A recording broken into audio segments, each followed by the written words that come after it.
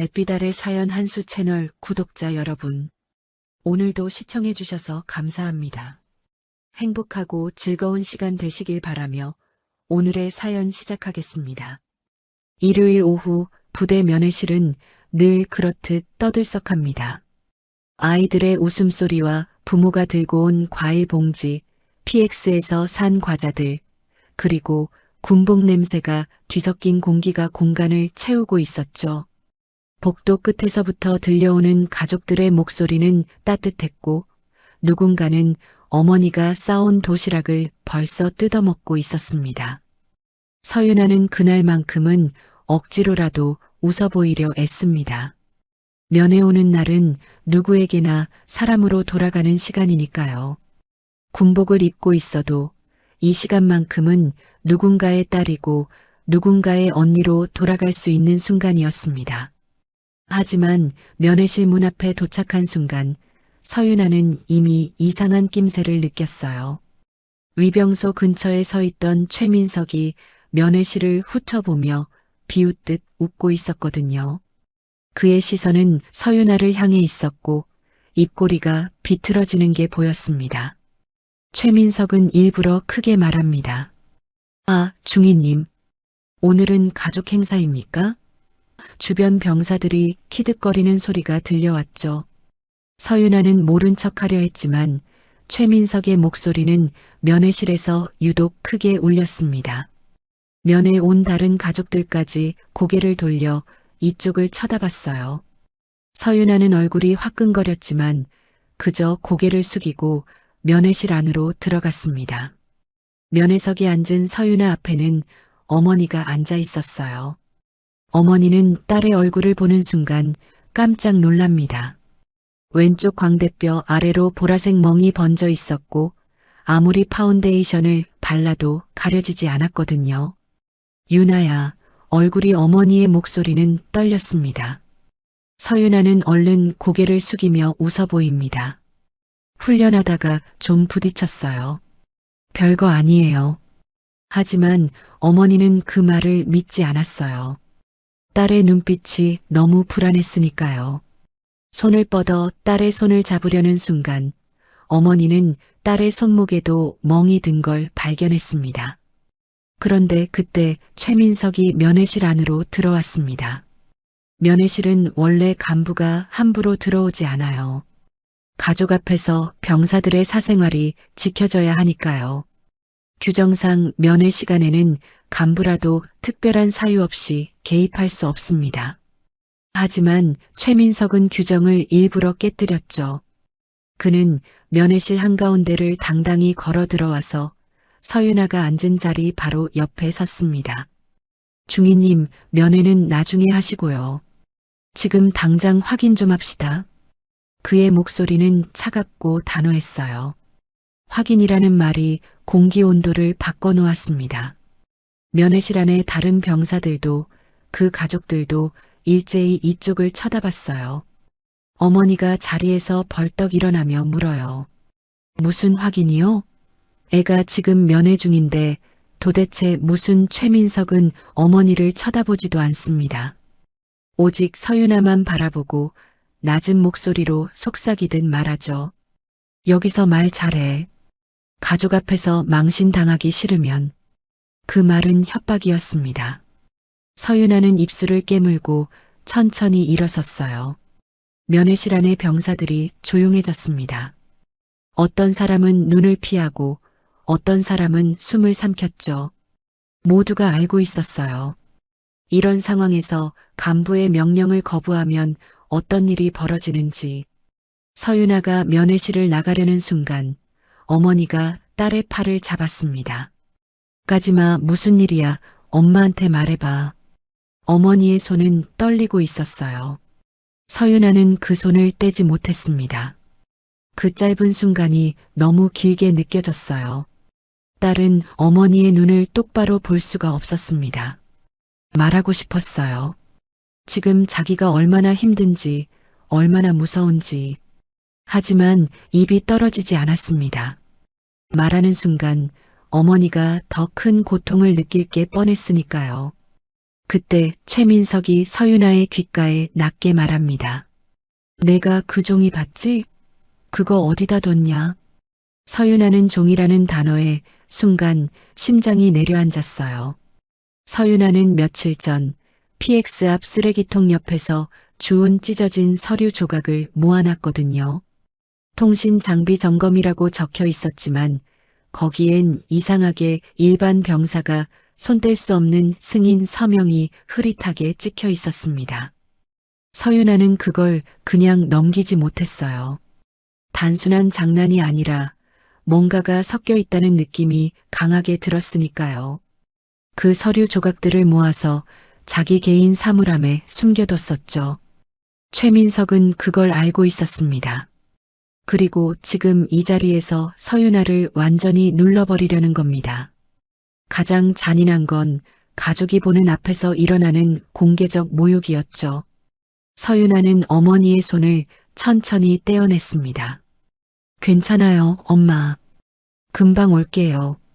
그 말을 남기고 서윤아는 최민석을 따라 면회실을 나섰습니다. 뒤에서 어머니가 윤아야 라고 부르는 소리가 들렸지만 서윤아는 돌아보지 않았어요. 돌아보는 순간 무너질 것 같았으니까요. 면회실 옆에는 늘 사람들이 왔다 갔다 해서 최민석은 서윤아를 더 안쪽으로 끌고 갑니다. 위병소 뒤편, 차량 차단봉 옆 작은 창고 쪽으로요. 사람들이 거기 하고 떠올릴 만한 공간이었습니다. 낮에는 민원인이나 택배 차량이 잠깐 멈추는 곳인데 저녁 무렵이면 인적이 완전히 끊기는 곳이죠. CCTV 사각지대인 건 부대 안에서 다들 알고 있었어요. 서윤아는 최민석을 따라 걸으면서 주변을 살폈습니다. 위병소 창문 너머로 면회실이 보였고 어머니가 밖을 내다보며 불안해하는 모습이 어렴풋이 보였어요. 최민석은 창고 앞에 도착하자마자 서윤아의 팔을 거칠게 잡았습니다. 그 종이 어디다 뒀냐? 목소리는 낮았지만 위협적이었어요. 서윤아는 이를 악물고 대답합니다. 뭔지 모릅니다. 최민석은 비웃으며 말했어요. 모르긴. 너 같은 애들이 꼭 정의감에 취해서 큰일을 만들더라. 그의 손에 힘이 들어갔고 서윤아의 팔이 비틀렸습니다. 통증이 팔목에서 어깨까지 쏘아 올랐지만 서윤아는 신음소리조차 내지 않았어요. 소리를 내는 순간 지는 거라는 걸 알았으니까요. 주변에는 선임 둘이 서 있었습니다. 한 명은 무전기를 들고 있었고 또 한 명은 팔짱을 낀 채 주변을 경계하고 있었어요. 무전기를 든 병사가 중얼거립니다. 이상 없음. 그 말을 반복할 때마다 서윤아는 자기가 얼마나 고립되어 있는지 실감했습니다. 최민석이 다시 물었어요. 마지막으로 묻는다. 그 종이 어디 있냐? 서윤아는 고개를 들어 최민석의 눈을 똑바로 쳐다봤습니다. 모른다고 했습니다. 그 순간 최민석의 표정이 일그러졌어요. 딱 그 순간 최민석이 서윤아를 밀쳤고 서윤아는 균형을 잃고 뒤로 넘어졌습니다. 바닥에 떨어지면서 서윤아의 얼굴이 차단봉 모서리에 부딪혔어요. 쨍하는 소리와 함께 관자놀이 쪽에서 찌릿한 통증이 터져나왔습니다.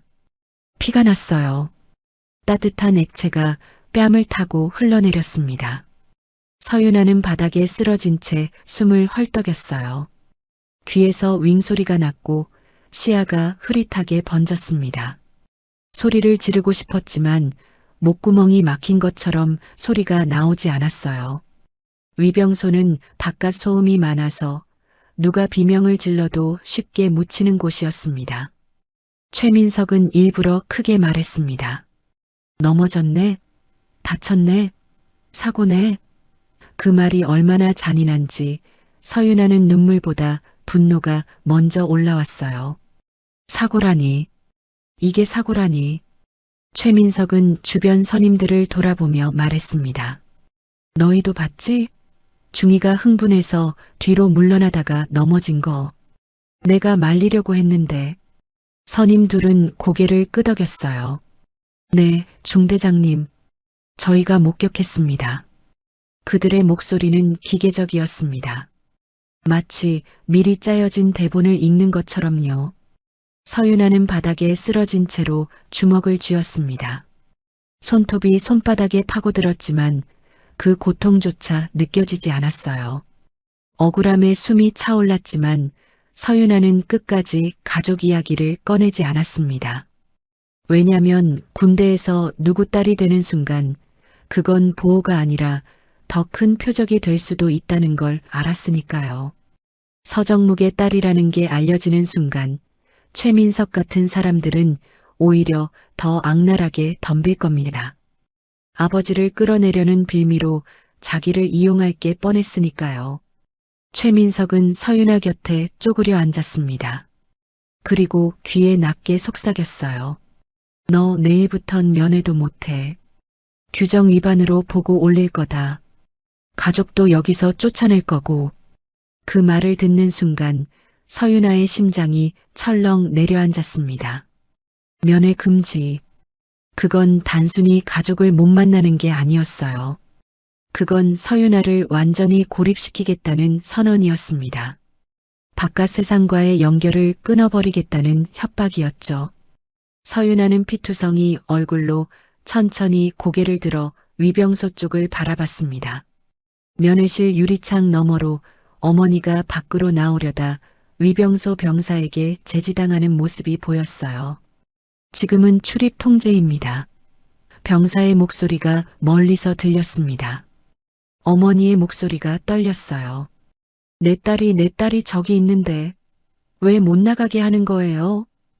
어머니는 유리창을 두드렸고 그 소리가 서윤아의 귀에까지 들렸습니다. 그 소리를 듣는 순간 서윤아의 가슴이 무너졌어요. 최민석은 자리에서 일어서며 선임들에게 말했습니다.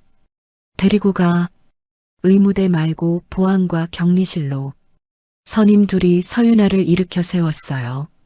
서윤아는 비틀거렸지만 스스로 걸으려 애썼습니다. 끌려가는 모습을 보이고 싶지 않았으니까요. 하지만 몇 걸음 걷지 못하고 다리에 힘이 풀렸어요. 선임 하나가 서윤아의 팔을 붙잡았고 억지로 끌고 가기 시작했습니다. 면회실 쪽에서 어머니의 목소리가 다시 들렸어요. 윤아야, 윤아야. 서윤아는 고개를 돌려 어머니를 보려 했지만 선임이 고개를 앞으로 돌렸습니다. 앞보고 걸어요. 서윤아는 눈을 감았어요. 눈물이 흘러내렸지만 소리내어 울지는 않았습니다. 울면 지는 거니까요. 하지만 마음속으로는 이미 무너지고 있었습니다. 다음 날 아침 부대 내 작은 군 교회는 일요일 특유의 공기로 차 있었습니다. 병사들이 빽빽하게 앉아 있고 조용히 찬송가가 흐르는 시간이었죠. 햇살이 스테인드 글라스를 통과해 형형색색으로 쏟아져 들어왔고 누군가는 눈을 감고 기도하고 있었습니다. 평화로운 일요일 아침이었어요. 하지만 서정묵에게는 전혀 평화롭지 않은 아침이었습니다. 서정묵은 다른 지역 행사 참석 중이었지만 그날은 이상하게 휴대전화가 계속 진동했어요. 예배당 뒤편에 앉아있던 서정묵은 무음으로 설정해둔 휴대전화를 꺼내봤습니다. 발신자 없는 메시지였어요. 내용도 없었고 다만 암호화된 파일 하나만 첨부되어 있었습니다. 서정묵은 예배가 끝나기를 기다렸어요.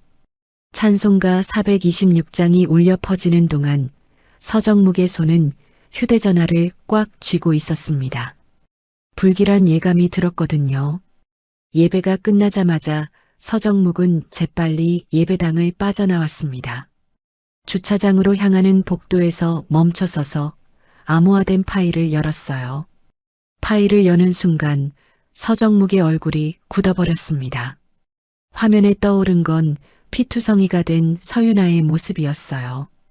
위병소 뒤편에서 찍힌 듯한 각도였고 서윤아가 바닥에 쓰러진 채 한쪽 손으로 무언가를 꽉 쥐고 있는 사진이었습니다. 확대해 보니 작은 종이 조각이었어요. 서정묵은 사진을 더 확대했습니다. 종이 조각에는 흐릿하게 찍힌 글자들이 보였어요. 외부 협력, 장비 점검, 승인. 그 단어들이 서정묵의 눈에 들어오는 순간 모든 게 연결되었습니다. 이건 단순한 폭행 사건이 아니었어요. 부대 내부 누군가가 외부와 통하는 일을 했다는 증거였습니다. 그리고 그 과정에서 승인이 필요했을 가능성. 즉, 이건 하급자 범죄가 아니라 승인 라인까지 연결된 문제일 수 있다는 뜻이었죠. 서정묵은 딸이 맞았다는 사실보다 그 종이 조각이 의미하는 걸 먼저 알아챘습니다. 군인이었으니까요. 개인적 감정보다 사안의 심각성을 먼저 판단하는 게 몸에 배어 있었습니다. 하지만 동시에 아버지로서의 분노도 치밀어 올랐어요. 딸이 피를 흘리며 쓰러져 있는데 그 상황을 만든 놈들이 아직도 부대 안에서 활보하고 있다는 사실이 참을 수 없었습니다. 서정묵은 바로 합참의장 강도연에게 전화를 걸었습니다. 벨소리가 3번 울렸고 강도연이 받았어요.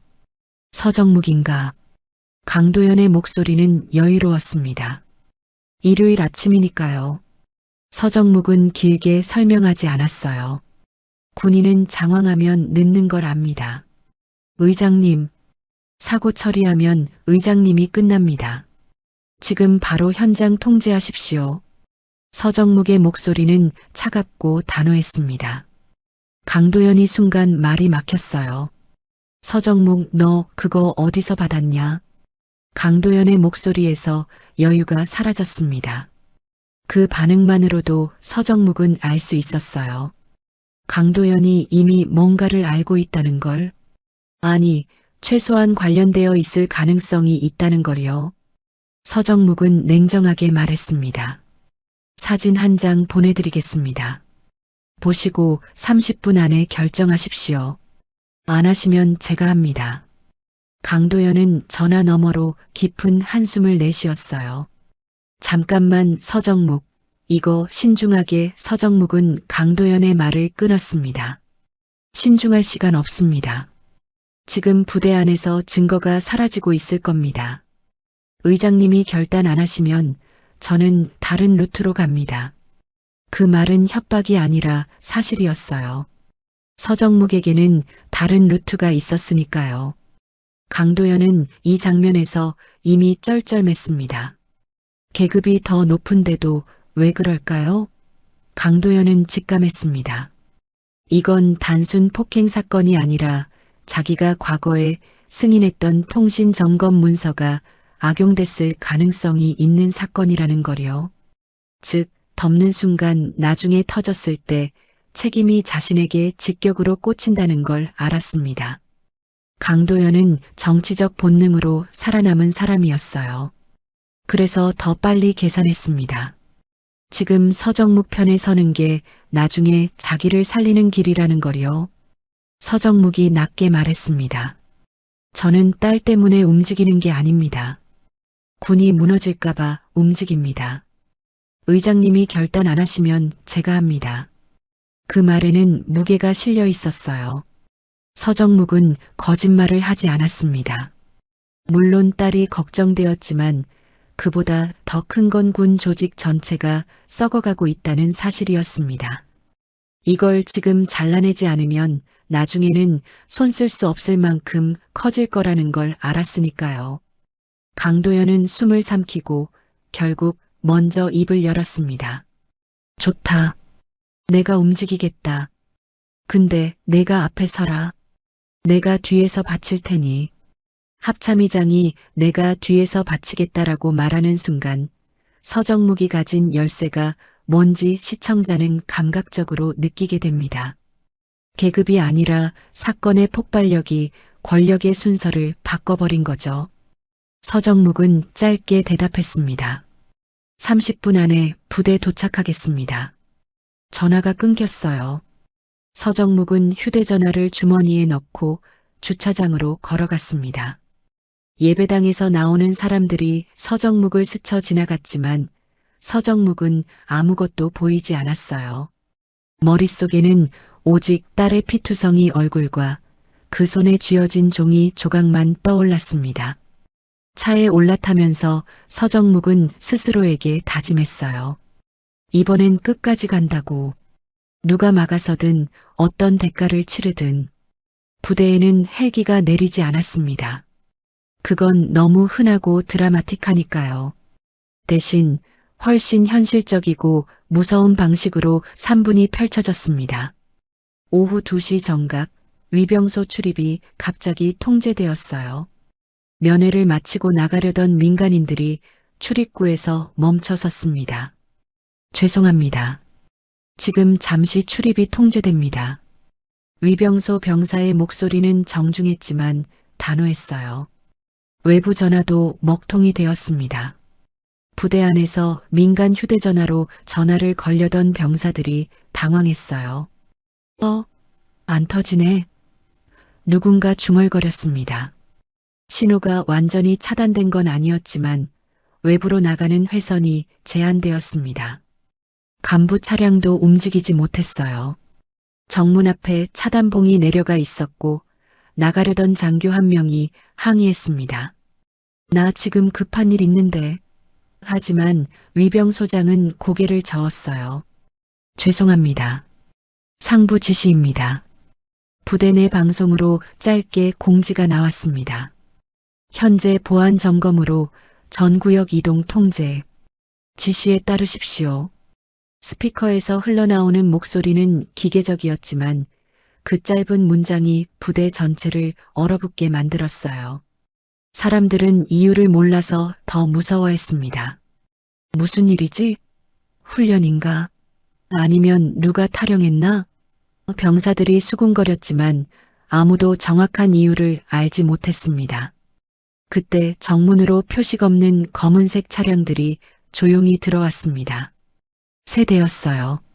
차량에는 어떤 마크도 번호판도 눈에 띄지 않았습니다. 차량에서 내리는 사람들은 소리치지 않았어요. 웃지도 않았습니다.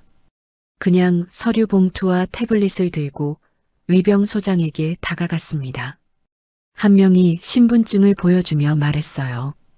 지금부터 이 부대는 합참 직할 임시 통제하에 들어간다. 위병소장은 서류를 받아들고 얼굴이 하얗게 질렸습니다. 중대 본부에서는 최민석이 여전히 자신만만하게 서류를 정리하고 있었어요. 오늘도 무사히 넘어갈 거라고 생각했죠. 서윤아는 격리실에 있고 증거도 없고 목격자들도 입을 다물었으니까요. 최민석은 선임 하나에게 말했습니다. 오늘 저녁에 격리 풀고 복귀 조치해. 조용히. 선임이 고개를 끄덕이려는 순간 중대 본부 문이 열렸습니다. 강도연이 들어왔어요. 합참의장이 직접 중대 본부에 나타난 겁니다. 최민석은 깜짝 놀라 차렷 자세를 취했습니다. 의장님, 무슨 일로? 최민석은 당황했지만 아직 여유가 있었어요. 자기가 한 일이 들통날 리 없다고 생각했으니까요. 강도연은 최민석을 쳐다보지도 않고 주변을 둘러봤습니다. 여기 중대장이 너냐? 최민석이 대답했어요. 네, 그렇습니다.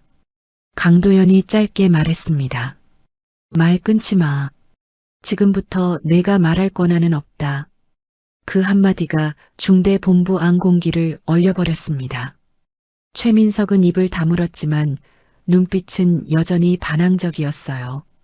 강도연은 뒤를 돌아보며 손짓했고 감찰팀 2명이 들어왔습니다. 최민석 중대장, 지금부터 당신은 조사 대상이다. 움직이지 마라. 최민석의 얼굴이 일그러졌습니다.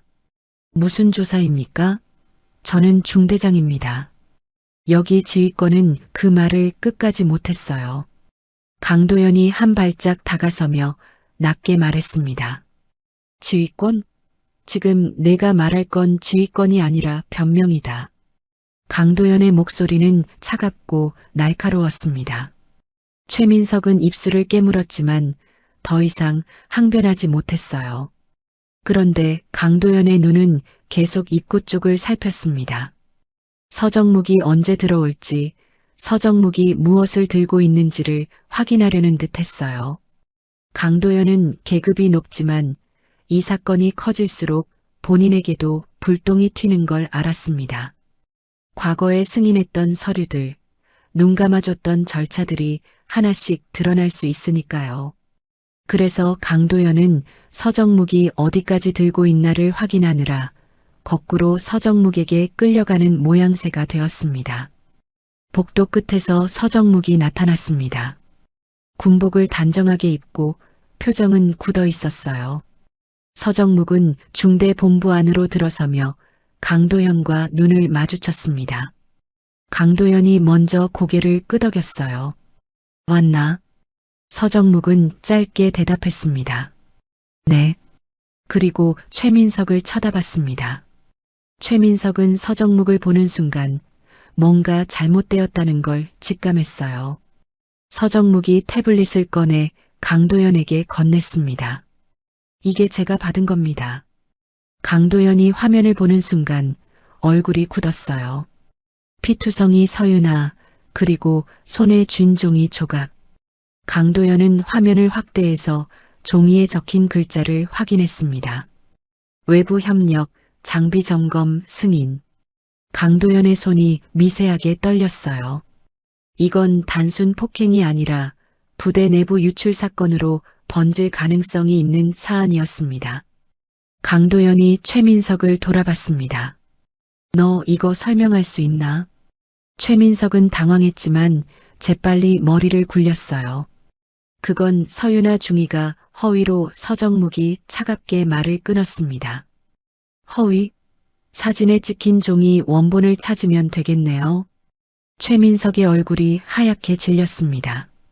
강도연이 감찰팀에게 지시했습니다. 최민석 중대장 개인 사물함, 집무실, 차량 전부 압수수색한다. 지금 당장. 감찰팀이 움직이기 시작했어요. 최민석은 항변하려 했지만 이미 늦었습니다. 강도연은 서정묵을 돌아보며 낮게 물었습니다. 내 딸은 어디 있나? 서정묵이 대답했습니다. 보안과 격리실입니다. 강도연이 고개를 끄덕였어요. 데려와라. 지금. 서윤아는 의무대가 아니라 여전히 보안과 격리실에 있었습니다. 머리는 어지럽고 얼굴은 부어오르고 입술은 터졌는데도 서윤아는 말하지 않았어요. 격리실은 좁고 답답했습니다. 창문도 없고 형광등 하나만 깜빡거리는 공간이었죠. 차가운 시멘트 바닥에 앉아있던 서윤아는 무릎을 껴안고 있었어요. 몸은 떨렸지만 눈물은 나오지 않았습니다. 이미 다 말라버린 것 같았으니까요. 서윤아는 생각했어요. 저 때문에 더 큰 일이 날까봐가 아니라 말하면 내가 바로 유출범으로 찍힐까봐 두려웠습니다. 군대에서는 피해자도 순식간에 가해자가 될 수 있다는 걸 알았으니까요. 그 종이 조각을 주었다는 것만으로도 서윤아는 보안 규정 위반자가 될 수 있었습니다. 신고하지 않고 숨겼다는 이유로요. 최민석은 바로 그 점을 노리고 있었어요. 격리실 문이 열렸습니다. 서윤아는 고개를 들었어요. 문 앞에 선 사람은 서정묵이었습니다. 서윤아는 아버지를 보는 순간 처음으로 눈물을 참지 못했어요. 눈물이 볼을 타고 흘러내렸고 터진 입술에 닿아 따가웠습니다. 서정묵은 격리실 안으로 들어와 딸 앞에 무릎을 꿇었어요. 손을 뻗어 딸의 얼굴을 조심스럽게 감쌌습니다. 윤아야. 서정묵의 목소리는 떨렸습니다. 서윤아는 고개를 저었어요. 아버지 오시면 안 됐는데 서윤아의 목소리는 쉬어 있었습니다. 서정묵은 딸의 손을 잡았습니다. 이제 괜찮다. 다 끝났어. 하지만 서윤아는 고개를 저으며 말했어요. 안 끝났어요. 제가 그 종이를 서윤아는 말을 잊지 못했습니다. 서정묵이 딸의 손을 꽉 쥐며 물었습니다. 그 종이 어디서 났냐? 서윤아가 겨우 숨을 고르고 대답했습니다. PX 앞 쓰레기통 옆 누가 급히 찢어서 버린 것 같았습니다. 서윤아는 떨리는 목소리로 계속 설명했어요. 그냥 지나칠 수 없었어요. 승인 도장이 찍혀 있었고 통신 장비 점검이라는 말도 이상했고 그래서 주어서 개인 사물함에 서윤아의 목소리가 점점 작아졌습니다. 격리실 밖에서 강도연이 그 말을 듣고 있었습니다. 강도연의 얼굴이 새파래졌어요. PX 앞 쓰레기통은 누구나 오가는 곳입니다. 즉, 유출이 이미 시작되었을 가능성이 있다는 뜻이었죠. 강도연은 옆에 서 있던 감찰팀 책임자에게 낮게 지시했습니다. PX 주변 CCTV 전부 확보해라. 지난 일주일치 전부. 감찰팀 책임자가 고개를 끄덕이며 무전기를 들었습니다. 서정묵이 강도연 쪽을 돌아보며 조용히 말했습니다. 의장님, 이거 덮으면 나중에 왜 지금 안 움직였냐가 됩니다. 서정묵의 목소리는 낮았지만 단호했어요. 강도연은 여기서 쩔쩔맸습니다. 계급상 명령하면 되는데 왜 못하느냐? 이 사건은 부대 폭행이 아니라 승인 라인 악용으로 커지면 강도연이 살아남기 위해서라도 서정묵의 판단에 의존해야 하기 때문이었습니다.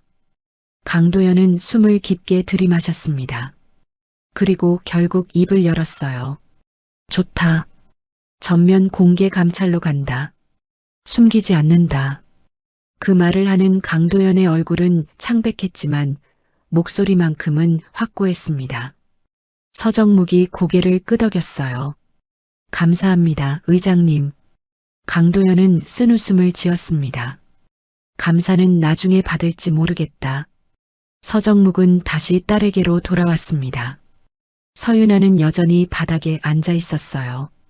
서정묵이 딸을 일으켜 세우며 말했습니다. 이제 의무대 가자. 제대로 치료받아야 해. 서윤아가 고개를 들어 아버지를 봤습니다. 저 유출범 되는 거 아니에요? 서정묵은 고개를 저었어요.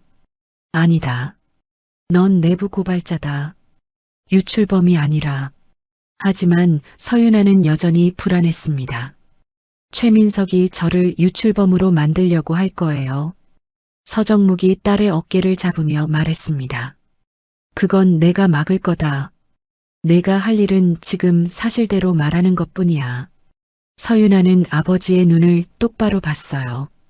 그 눈에는 확신이 담겨 있었습니다. 서윤아는 천천히 고개를 끄덕였습니다. 복도로 나오는 서윤아를 보고 지나가던 병사들이 멈춰 섰습니다. 피투성이 얼굴, 찢어진 군복, 비틀거리는 걸음.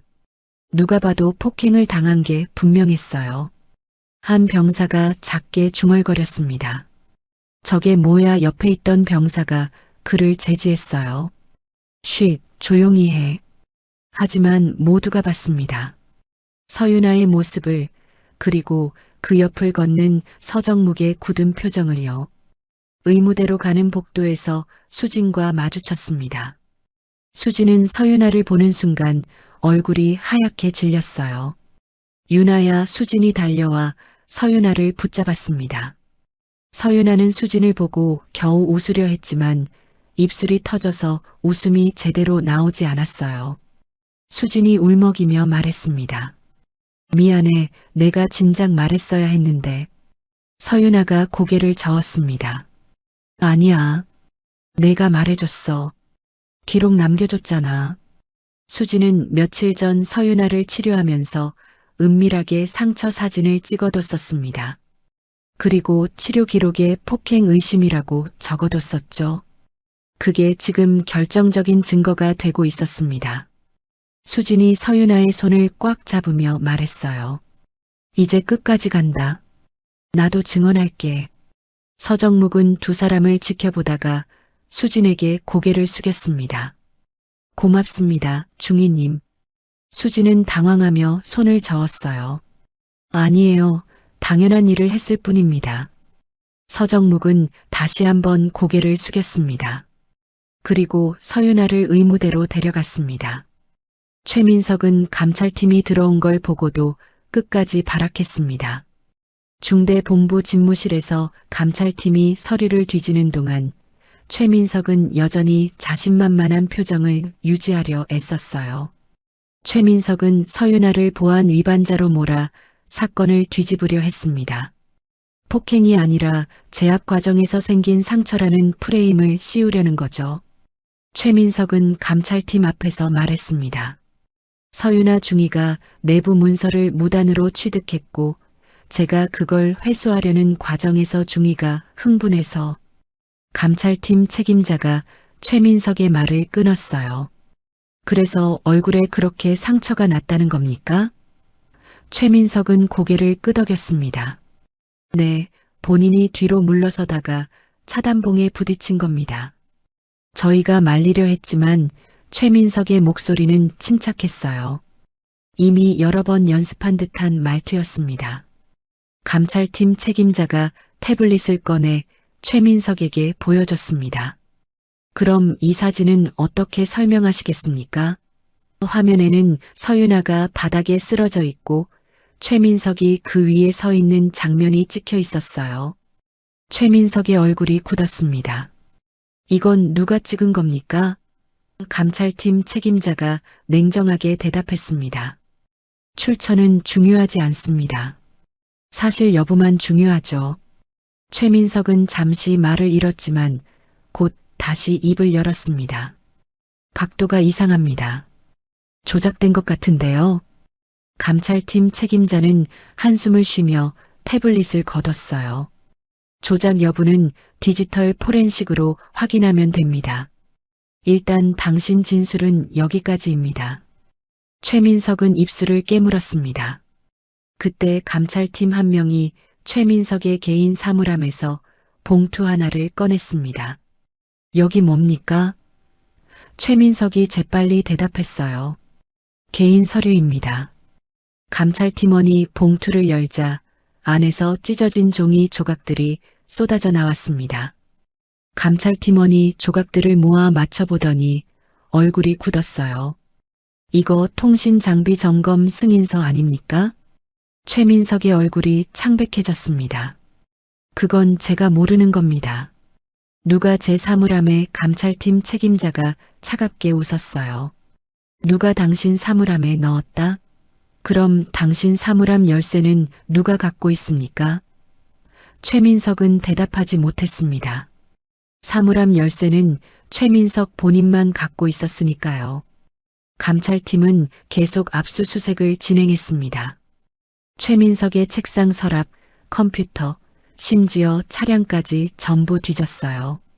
그리고 최민석의 휴대전화 통화 기록에서 외부 납품 업체 번호가 여러 번 발견되었습니다. 감찰팀 책임자가 통화 기록을 보며 물었습니다. 이 업체와 무슨 관계입니까? 최민석은 당황했지만 재빨리 대답했어요. 부대 물자 납품 관련해서 연락했습니다. 감찰팀 책임자가 고개를 끄덕이며 말했습니다. 물자 납품이요? 그런데 왜 개인 휴대전화로 연락했습니까? 공식 채널이 있을 텐데요. 최민석은 입을 다물었습니다. 변명할 말이 없었어요. 감찰팀 책임자는 통화 기록을 태블릿에 저장하며 말했습니다. 이 업체도 조사 대상에 포함시키겠습니다. 그 업체와 연결된 통신 점검 기록이 나오기 시작했습니다. 찢어진 결제선의 윗부분, 승인 라인이 서서히 복원되었어요. 감찰팀은 부대 내 통신실 기록을 전부 확보했고 지난 6개월간의 점검 기록을 분석했습니다. 그 과정에서 이상한 패턴이 발견되었어요. 특정 날짜에 외부 업체가 들어와 점검을 했는데 그 점검 기록이 정식 절차를 거치지 않았다는 겁니다. 결국 최민석은 혼자가 아니라는 게 드러났습니다. 부대 안에서 정보를 흘리고 물자를 빼돌리고 점검을 핑계로 통신 회선을 열어준 사람들이 있었어요. 그리고 그 위에 전직이든 현직이든 큰 줄이 있었던 정황이 나왔습니다. 감찰팀 책임자는 강도연에게 보고했어요. 의장님, 이건 단순 사건이 아닙니다. 조직적으로 움직인 정황이 있습니다. 강도연은 이쯤에서 진짜 쩔쩔맸습니다. 여기까지 공개하면 파장이 강도연의 목소리는 떨렸어요. 이 사건이 커지면 과거에 자기가 승인했던 서류들도 전부 재검토될 겁니다. 그 과정에서 자기 책임도 드러날 수 있었죠. 서정묵이 강도연을 돌아보며 딱 잘랐습니다. 의장님, 파장 때문에 숨기면 더 크게 터집니다. 지금 끊어야 합니다. 강도연은 서정묵을 똑바로 쳐다봤어요. 서정묵의 눈빛은 흔들림이 없었습니다. 강도연은 깨달았습니다. 서정묵은 지금 협박하는 게 아니라 사실을 말하고 있다는 걸요. 지금 덮으면 나중에 더 큰 폭탄이 된다는 걸요. 강도연은 결국 선택했습니다. 체면과 정치보다 지금의 결단을. 강도연이 감찰팀 책임자에게 말했습니다. 끝까지 팔아. 누구든 연루되어 있으면 전부 끌어내라. 그 순간 합참의장이 서정묵에게 끌려가며 결단하는 장면이 완성되었습니다. 계급이 높다고 해서 모든 걸 결정하는 게 아니었어요. 때로는 사건의 무게가 계급을 뒤집기도 한다는 걸 보여주는 순간이었죠. 감찰팀이 움직이기 시작했고 최민석은 체포되었습니다. 수갑이 채워지는 순간 최민석은 서정묵을 노려봤어요. 이게 끝이 아닙니다. 서정묵은 표정 하나 변하지 않고 대답했습니다. 그래, 끝이 아니지. 이제 시작이니까. 최민석은 감찰팀에게 끌려나갔고 중대본부는 조용해졌습니다. 강도연은 창밖을 내다보며 중얼거렸어요. 이거 어디까지 갈까? 서정묵이 대답했습니다. 끝까지 가야죠. 감찰이 시작되자마자 부대 전체가 뒤집혔습니다. 여기서 개박살은 폭력이 아니라 연결고리 절단으로 펼쳐졌어요. 최민석의 통화 기록을 분석한 결과 외부 납품업체와의 통화가 비정상적으로 많았습니다. 단순히 물자, 납품 상담 수준이 아니라 심야 시간대 통화, 주말 통화, 심지어 암호처럼 짧게 끊는 통화까지 발견되었죠. 감찰팀은 그 업체를 추적했습니다. 업체 대표는 전직 군인이었어요. 이등병으로 전역한 게 아니라 영관급 장교 출신이었습니다. 감찰팀이 업체 사무실을 압수수색하자 거기서 부대 내부 통신 점검 기록이 나왔습니다. 정식으로 승인받지 않은 점검 기록이었어요. 점검을 핑계로 회선을 열고 그 사이에 뭔가를 빼내거나 심어놓았을 가능성이 제기되었습니다. 감찰팀 책임자는 즉시 통신실 전체를 봉쇄했습니다. 통신실 장비를 분석하는 과정에서 이상한 로그가 발견되었습니다. 특정 시간대에 외부로 나가는 데이터 패킷이 급증했는데 그 시간은 정규 업무 시간이 아니었어요. 새벽 2시, 3시, 4시. 누가 봐도 정상적인 업무가 아니었습니다. 감찰팀은 그 시간대에 근무했던 인원을 전부 찾아냈습니다. 그중 한 명이 최민석의 직속 선임이었어요. 선임은 처음엔 부인했습니다. 저는 그냥 당직 서던 거고 통신실은 안 들어갔습니다. 하지만 CCTV 기록을 확인하자 선임이 통신실에 들어가는 모습이 찍혀 있었어요. 감찰팀이 그 영상을 보여주자 선임의 얼굴이 하얗게 질렸습니다. 저는 그냥 시키는 대로 선임이 무너지기 시작했습니다. 선임은 결국 진술했습니다. 최민석이 지시했고 외부 업체 사람이 직접 와서 장비를 만졌다고요. 무엇을 했는지는 정확히 모르지만 장비에 무언가를 연결하고 노트북으로 작업했다고 했습니다. 선임은 그저 문을 지키고 주변을 경계하는 역할이었다고 진술했어요. 감찰팀은 선임의 진술을 녹취하고 외부 업체 대표를 소환했습니다. 외부 업체 대표도 처음엔 잡아떼려 했습니다. 정식 계약 맺고 점검한 겁니다. 하지만 감찰팀이 계약서를 요구하자 업체 대표는 말을 더듬기 시작했어요. 계약서는 구두로 합의했고 감찰팀 책임자가 차갑게 웃었습니다. 군 부대와 구두 계약이요? 그게 말이 됩니까? 업체 대표는 입을 다물었습니다. 찢어진 결제선의 윗부분, 승인 라인이 복원되기 시작했습니다. 서류 조각들을 맞춰보니 승인 도장이 3개 찍혀 있었어요. 하나는 중대장, 하나는 대대장, 그리고 마지막 하나는 여단급 참모였습니다. 감찰팀은 그 참모를 찾아갔습니다. 참모는 당황하며 말했어요. 저는 형식적으로 도장 찍었을 뿐입니다. 내용은 잘 몰랐고, 감찰팀 책임자가 서류를 펼쳐 보이며 물었습니다. 형식적으로 찍었다고요? 통신 장비 점검 승인인데 내용도 안 보고 도장을 찍었다는 겁니까? 참모는 할 말을 잃었습니다. 감찰팀 책임자가 계속 압박했어요. 이 승인서에는 외부 협력이라고 명시되어 있습니다. 외부 업체를 들이는 건데 그걸 확인도 안 하고 도장을 찍었다는 게 말이 됩니까? 참모는 고개를 숙였습니다. 결국 윗선도 조사 대상으로 올라갔습니다.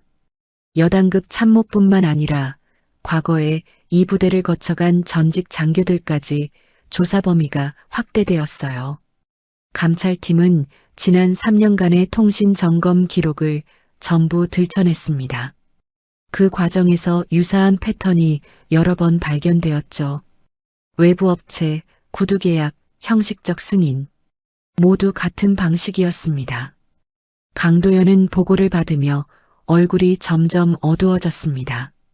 이게 얼마나 깊이 박혀 있는 거냐? 감찰팀 책임자가 대답했어요. 최소 3년입니다. 어쩌면 그 이상일 수도 있습니다. 강도연은 한숨을 쉬었습니다. 계속 팔아. 끝까지. 감찰팀 책임자가 경례를 하고 나갔습니다. 부대는 조용히 무너지기 시작했습니다. 최민석이 체포되고 선임들이 소환되고 참모가 조사받는 모습을 보며 병사들은 숨죽였어요. 누가 봐도 권력이 통째로 갈리는 느낌이었습니다. 복도에서 병사들이 수군거렸어요. 저 사람들 다 잘렸대. 진짜? 응, 의장님이 직접 와서 뒤집어 놨다던데. 서정묵은 감찰 상황실에서 보고를 받고 있었습니다. 강도연이 옆에 앉아 있었어요. 강도연이 서정묵에게 물었습니다. 서정묵, 넌 이게 여기까지 갈 줄 알았나? 서정묵은 고개를 끄덕였습니다. 예상했습니다. 강도연이 쓴웃음을 지었어요. 나는 몰랐다. 이게 이렇게 깊을 줄은. 서정묵이 강도연을 돌아보며 말했습니다. 의장님, 지금이라도 끊어내셔서 다행입니다. 강도연은 한숨을 쉬며 대답했어요. 끊어낸 게 아니라 내가 끌어낸 거지. 서정묵은 아무 말도 하지 않았습니다. 강도연이 계속 말했어요. 내가 아니었으면 나는 덮었을 거다. 솔직히 말하면. 서정묵이 강도연을 똑바로 쳐다봤습니다. 그랬으면 의장님도 같이 무너졌을 겁니다. 강도연은 고개를 끄덕였어요. 알아. 그래서 지금 이렇게 앉아 있는 거고. 두 사람은 잠시 침묵했습니다. 창밖으로 부대 운동장이 보였고 병사들이 훈련하는 모습이 보였어요. 평범한 일상처럼 보였지만 그 아래에서는 거대한 변화가 일어나고 있었습니다. 최민석은 구금시설로 이송되었습니다. 그를 따라 선임 셋, 참모 하나, 외부업체 대표까지 모두 조사를 받게 되었어요. 부대는 잠시 혼란스러웠지만 곧 새로운 인원들이 배치되었습니다. 강도연은 직접 후임 중대장을 임명했고 통신실은 완전히 재구축되었습니다. 서윤아는 군 병원에서 치료를 받고 있었습니다. 깨끗한 침대 시트, 소독약 냄새, 창문 너머로 들어오는 햇살. 격리실과는 완전히 다른 공간이었어요. 간호사가 서윤아의 이마에 붙은 거즈를 갈아주며 말했습니다. 많이 좋아지셨어요. 이제 흉터도 거의 안 남을 거예요. 서윤아는 고맙다고 작게 대답했습니다. 목소리는 여전히 쉬어 있었지만 예전보다는 힘이 실려 있었어요. 병실 문이 열리고 수진이 들어왔습니다. 수진은 손에 과일 바구니를 들고 있었어요. 유나야, 괜찮아? 수진의 목소리는 떨렸습니다. 서윤아는 고개를 끄덕이며 침대에서 일어나 앉았어요. 수진은 과일 바구니를 침대 옆 테이블에 놓고 서윤아 옆에 앉았습니다. 두 사람은 잠시 아무 말도 하지 않았어요. 그냥 서로의 존재만으로도 위로가 되었으니까요. 수진이 먼저 입을 열었습니다. 제가 늦어서 미안해요. 수진의 눈에 눈물이 맺혔어요. 서윤아가 고개를 저었습니다. 아니야. 내가 기록 남겨준 게 결정적이었어. 그거 없었으면 나 유출범 됐을 거야. 수진은 서윤아의 손을 잡았습니다. 그래도 진작 말했어야 했어. 내가 혼자 버티게 한 게. 서윤아가 수진의 손을 꽉 쥐며 말했습니다. 당신이 눌러준 한 번이 저를 살렸어요. 수진은 그 말을 듣고 울음을 터뜨렸어요. 참았던 감정이 한꺼번에 쏟아져 나왔습니다. 서윤아는 수진을 안아줬어요. 두 사람은 한동안 그렇게 있었습니다. 병실 안은 조용했고 창밖에서는 새소리가 들렸습니다. 잠시 후 수진이 눈물을 닦으며 말했습니다. 감찰팀한테 진술했어. 내가 본 거 전부 다. 서윤아가 물었어요. 힘들지 않았어? 수진은 고개를 저었습니다. 아니, 오히려 후련했어. 이제야 제대로 된 일을 한 것 같아서. 서윤아는 수진을 보며 미소 지었어요. 터진 입술이 아직 아팠지만 참을 만했습니다. 병실 문이 다시 열렸습니다. 이번에는 서정묵이었어요. 서정묵은 병실 안으로 들어서며 수진에게 고개를 숙였습니다. 중위님 고맙습니다. 수진은 황급히 일어나 경례했어요. 아닙니다, 각하. 서정묵은 수진에게 악수를 청했습니다. 딸을 지켜주셔서 감사합니다. 수진은 떨리는 손으로 악수를 받았습니다. 수진이 병실을 나가고 서정묵과 서윤아만 남았습니다. 서정묵은 딸 옆에 앉았어요. 이번엔 쓰리스타가 아니라 아버지 얼굴이었습니다. 서정묵이 조용히 고개를 숙였습니다. 유나야, 내가 혼자 버티게 한 건 내 잘못이다. 서윤아는 아버지의 그런 모습을 처음 봤어요. 항상 꼿꼿하고 강했던 아버지가 지금은 미안해하며 고개를 숙이고 있었습니다. 서윤아가 떨리는 목소리로 말했습니다. 서정묵 때문에 더 큰일 나는 게 무서웠습니다. 서윤아는 아버지를 여전히 계급으로 불렀어요. 하지만 그 목소리에는 원망이 아니라 솔직한 두려움이 담겨 있었습니다. 서정묵은 딸의 손을 잡았습니다. 미안하다. 내가 내 딸이라는 이유로 더 힘들게 했구나. 서윤아는 고개를 저었습니다. 아니에요. 제가 약했던 거예요. 서정묵이 딸의 손을 더 꽉 쥐며 말했어요. 아니다. 넌 약하지 않았어. 혼자서 끝까지 버텼잖아. 그게 얼마나 강한 건지 아버지는 안다. 서윤아는 그 말을 듣고 눈물이 흘러내렸습니다. 참았던 감정이 터져나왔어요. 서정묵은 딸을 안아줬습니다. 서윤아는 아버지 품에서 한참을 울었어요. 억눌렀던 두려움, 외로움, 분노, 모든 감정이 눈물로 쏟아져 나왔습니다. 서정묵은 딸의 등을 쓰다듬으며 아무 말도 하지 않았어요. 그냥 딸이 다 올 때까지 기다려줬습니다. 한참 후 서윤아가 눈물을 닦으며 말했습니다. 이제 괜찮을까요? 서정묵이 고개를 끄덕였어요. 그래, 이제 괜찮다. 다 끝났어. 하지만 서윤아는 여전히 불안했습니다. 최민석은요? 서정묵이 대답했습니다. 구속됐다. 그리고 연루된 사람들 전부 조사받고 있어. 그때 병실 문이 노크되고 강도연이 들어왔습니다. 서정묵과 서윤아는 깜짝 놀라 자리에서 일어났어요. 강도연은 손을 저으며 말했습니다. 편하게 있어요. 하지만 서윤아는 차렷 자세를 취했습니다. 강도연은 서윤아 앞에 멈춰 섰어요. 강도연이 서윤아에게 말했습니다. 중이 고생 많았습니다. 서윤아는 긴장한 표정으로 대답했어요. 아닙니다, 의장님. 강도연은 서윤아를 똑바로 쳐다봤습니다. 중이가 그 종이를 주었을 때 신고하지 않고 숨긴 건 규정 위반입니다. 서윤아의 얼굴이 굳었어요.